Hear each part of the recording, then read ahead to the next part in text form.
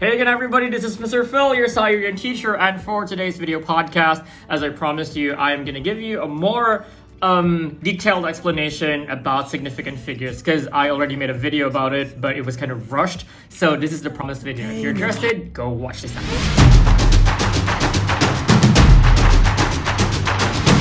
Alright, so what is significant figure, or what are significant figures? It's basically numbers that you're sure of and one number that you are not sure of. Example, this is, let's assume this is 1 meter, and then I don't have any other sub measurements here, and I want to measure this thing. Okay, I put it here. I am pretty much sure this is 1 meter, so I'm sure this is 1 meter, but then I will have to measure the other part, which I will start to approximate. I will approximately, I'd say 1.2. Okay, now that 0.2 is something I'm no longer sure of. So that is where my measurement ends. Okay, the accuracy of my measurement ends, and that is my significant figure. Numbers that you are sure of and one number that you are not sure of.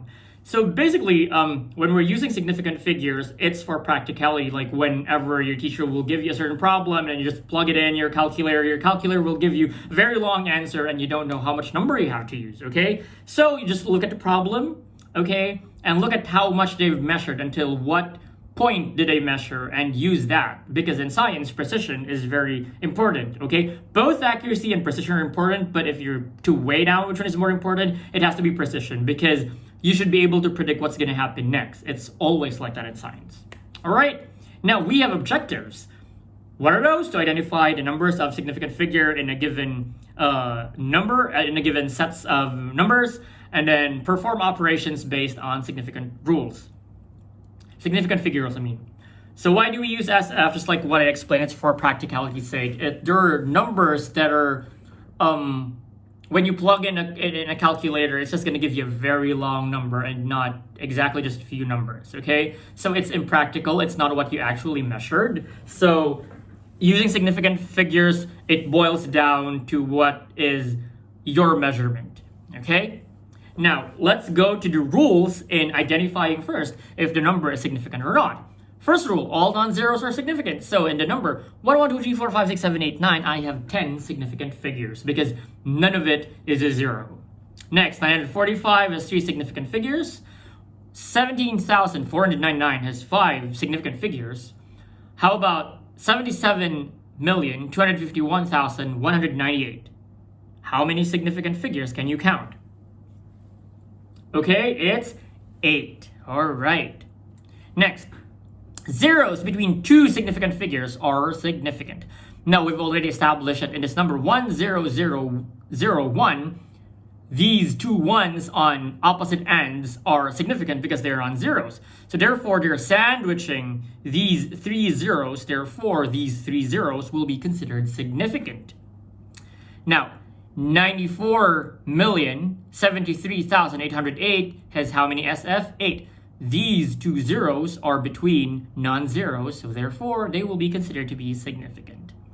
And so since 7,999,000, it has 7 significant figures because these 3 zeros are sandwiched between 2 significant figures, which is 7 and 9. How about 21,735,000? How many significant figures can you count? All right, I have 8 significant figures. Rule number 3, zeros after a decimal point not preceded by a non-zero is not a significant figure. You don't count it, okay? So in this number, the first one I gave you, 0.00000000001 only has 1 significant figure. That's the only, number 1 is the only significant figure there. And the next one, 0.94073,808 has 8 significant figures. Now, these 2 zeros, between these 2 8s, and then the one in between 4 and 7, the 0 is considered to be significant because, like what I told you, if you sandwich a 0 between 2 non-zeros or significant figures, they are considered to be significant. Next, 0.0009990 has 4 significant figures. This last one will be counted because it's preceded by a non-zero, which is a 9, but these zeros are not to be counted because it's not preceded by a non-zero. How about 0.0000735? How many significant figures can you count? All right, there are three significant figures. These three zeros, again, it's not preceded by a non-zero, so therefore it will be not significant. Next, zeros after a decimal point preceded by a non-zero is a significant figure. So in this number 1.0000001 has 11 significant figures. If you count it 1, 2, 3, 4, 5, 6, 7, 8, 9, 10, 11, it has 11 SFY. All these zeros, okay, will be counted because two things. One, these zeros are after a decimal point and it is preceded by a non-zero.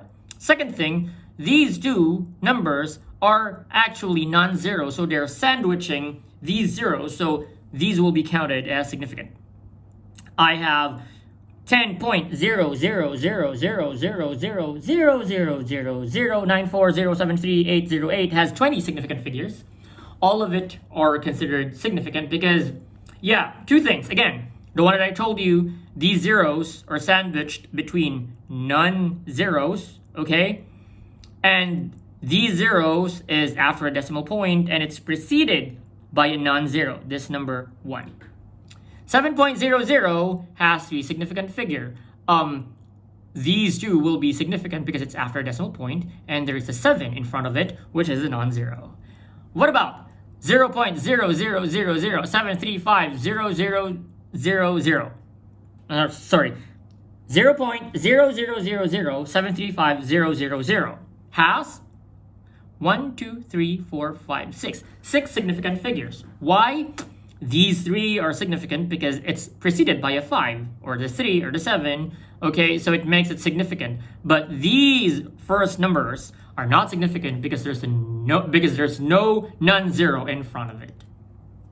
Next, trailing zeros are not significant figures unless there is a bar on top of a zero. 1,000 is 1 SF, 100,000 is 1 SF, 7 million is 1 SF. So how many significant figures are there in 99,000?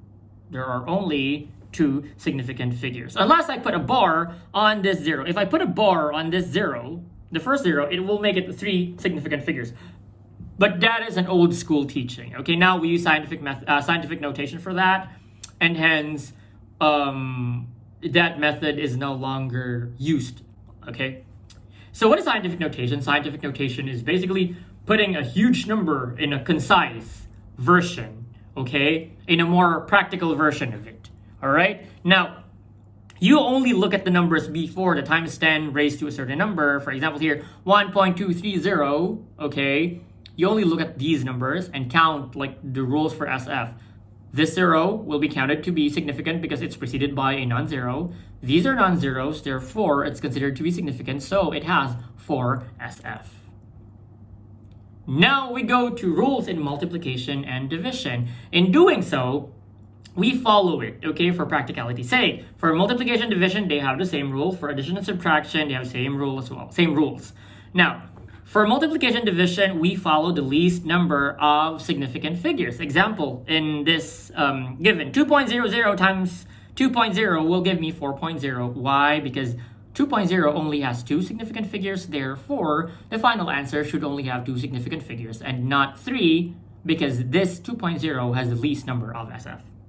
Next, 7 times 3 is actually 21, but 21 has 2 significant figures. Why 2 significant figures? Because 2 and 1 are non-zeros, therefore they are considered to be significant.